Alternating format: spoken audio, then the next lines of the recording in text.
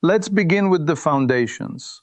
Welcome to another lecture. Today we examine Thomas Harold Massie, an American politician whose public life reads, in many respects, like an engineering case study transplanted into the halls of Congress. I am Professor Alexei, and with me is Priyanka, who will keep us honest with questions the rest of us were secretly afraid to ask. Hello everyone. I'm Priyanka. I guess we can start by thinking about how an engineer ends up being called Mr. No in Washington. It makes me wonder what that nickname really signals about process and principle.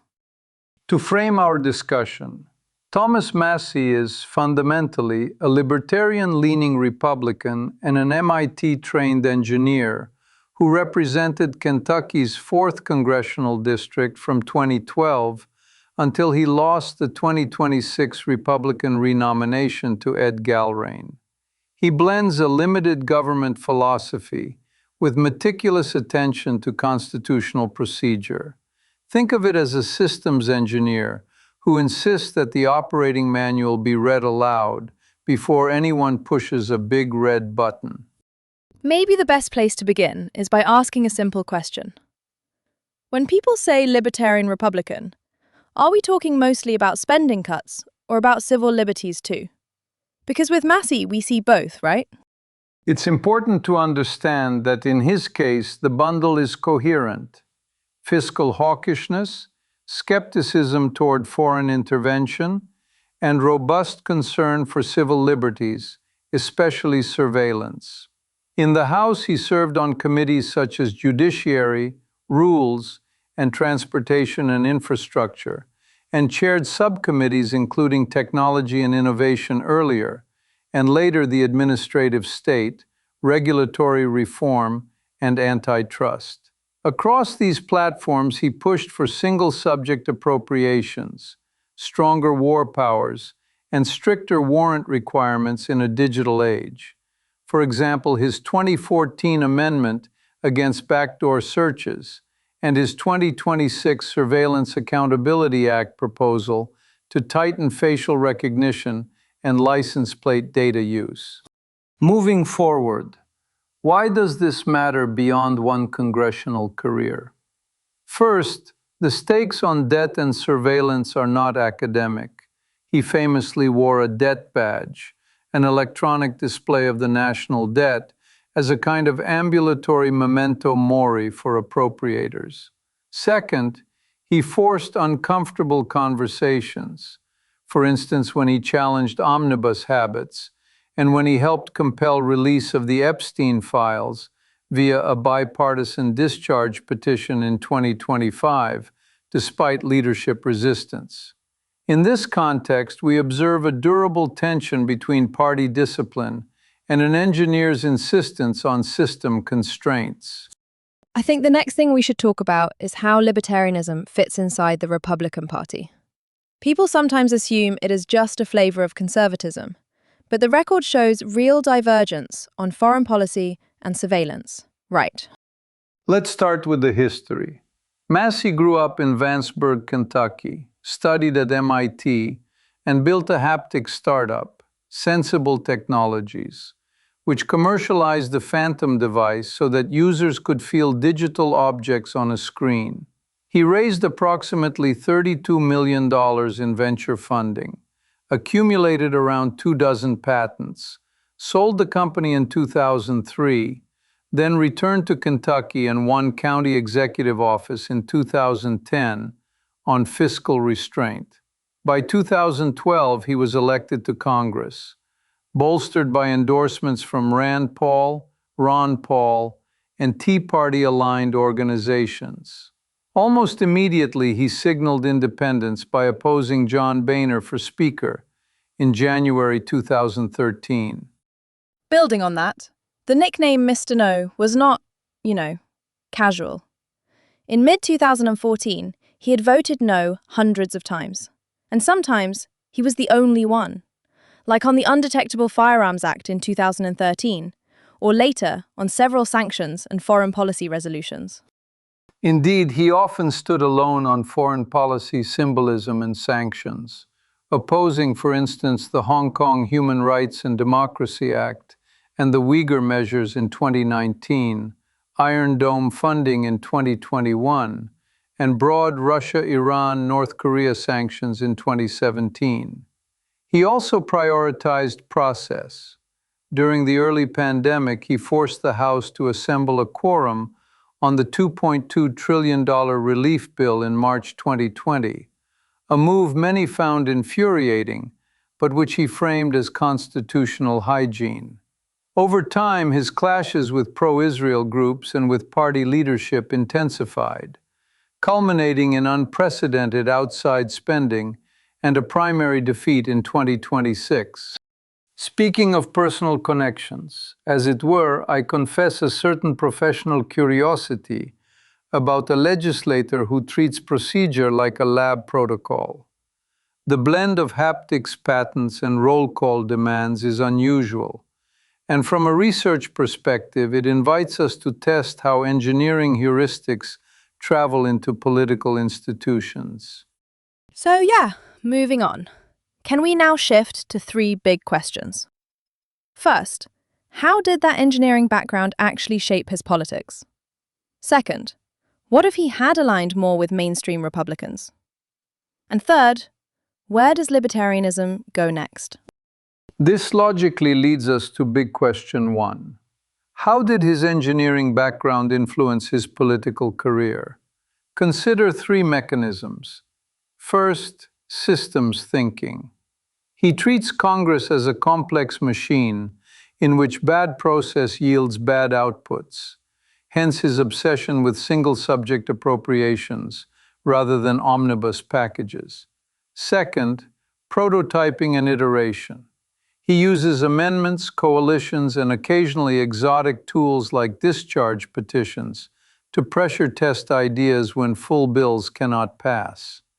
Note his 2014 surveillance amendment passing the House and the 2025 Epstein Files petition that produced statutory disclosure even though none of his authored bills became law.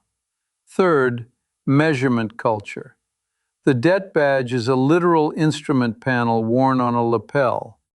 I'm curious about the trade-off, technical precision versus political negotiation. Like, if you insist on design purity, do you lose coalitions that make anything possible? How did he balance that? To elaborate, he often accepted constraint over compromise. He built unusual coalitions on discrete civil liberties issues, with figures such as Ro Khanna and Bernie Sanders on war powers and surveillance, while remaining a hard no on spending. This is a selective bipartisanship, closer to modular engineering than to grand coalition architecture. We can infer that he prioritized constraints on the system, no blank checks, no warrantless searches, over incremental expansions of state capacity, even when trade-offs limited passage of comprehensive bills. The result is influence via agenda setting and constraint, rather than via authorship of enacted statutes. From a different angle, did his early career at MIT and Sensible matter beyond symbolism? I mean, the 2.7e design win, the solar vehicle team, the patents, did those experiences map onto his later committees? Clearly, committee assignments on science, space, and technology early on, and chairing the subcommittee on technology and innovation matched his technical literacy. He used that perch to scrutinize standards, R&D, and the interface between government and private innovation. Later, in Judiciary and Rules, that same literacy surfaced in his critique of encryption backdoors and dragnet surveillance. It is no accident that his 2014 amendment targeted backdoor searches and agency pressure for encryption vulnerabilities. In simpler terms, the lab came with him.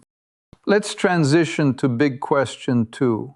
What if Massie had aligned more closely with mainstream Republican views? We can sketch a counterfactual with careful caveats. If he had moved with the conference on large spending compromises, foreign aid to Israel, and leadership votes, he might have retained stronger party protection, possibly avoiding the 2026 primary pincer of a Trump endorsement for his challenger and heavy pro-Israel spending against him. He could have leveraged seniority for broader subcommittee influence, and he would likely have avoided being the lone or near-lone no on numerous symbolic votes that galvanized opposition. Can we say that conformity comes with its own risks? Like, you may gain influence, but you dilute the brand that made you distinct. How would that have played out for him specifically? Arguably, his comparative advantage was ideological consistency across spending, surveillance, and war powers.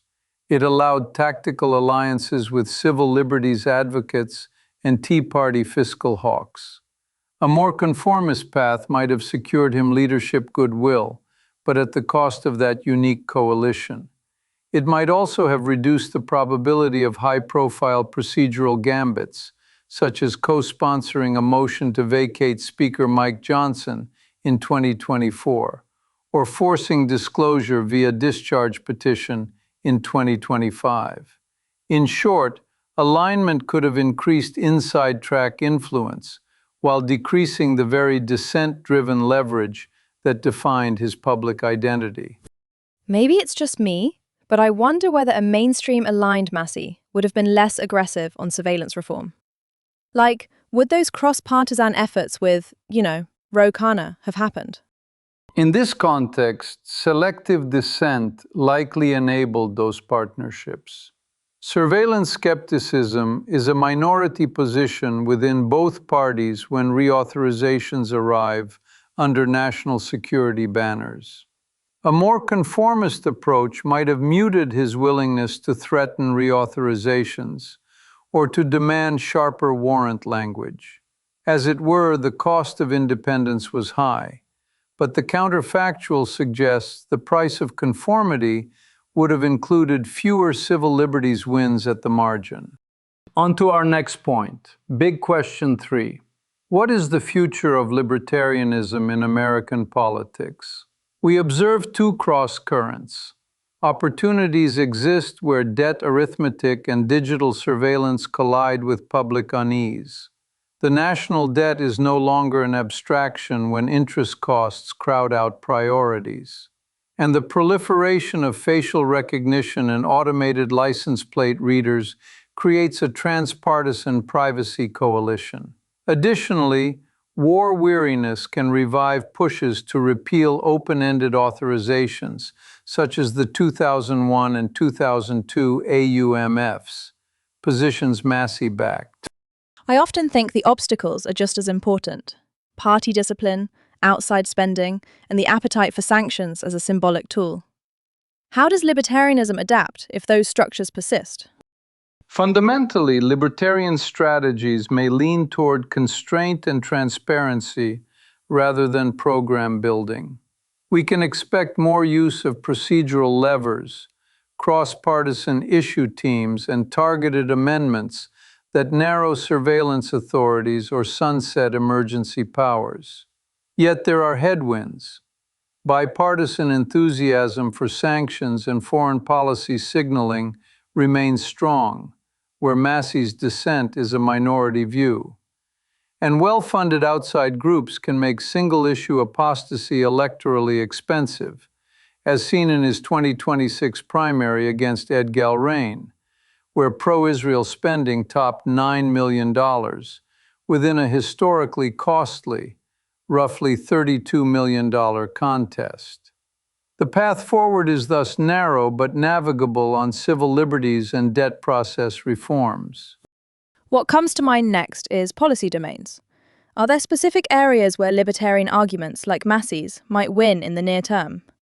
Maybe food freedom, or war powers, or audit the Fed style transparency? We can infer that incremental wins are most plausible where costs are legible and coalitions are cross-cutting. For example, modest expansion of sentencing flexibility and civil asset forfeiture reform has drawn bipartisan interest. Massie's Justice Safety Valve Act and the Fair Act frame a template. In agriculture, raw milk transport and the Prime Act are uphill, but resonate with localism and small producer networks. And transparency efforts, audit the Fed-style oversight or declassification pushes, like the Epstein Files Act, fit a public appetite for sunlight. By contrast, sweeping repeals of gun control or wholesale retrenchment of foreign aid remains structurally difficult in the near term. To shift gears a bit, some of his positions drew sharp criticism: climate skepticism, opposition to certain hate crime bills, and his conflicts with AIPAC. Does that limit libertarianism's appeal? Or is that more about his personal choices within the broader philosophy? It is worth noting that libertarianism is not monolithic.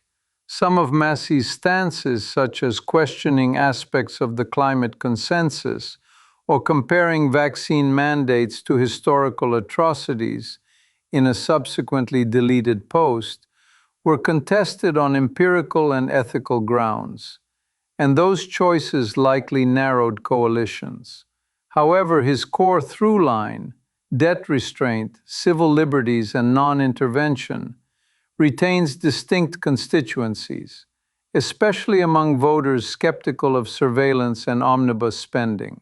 In simpler terms, the philosophy's viability is larger than any one practitioner, but the messenger matters.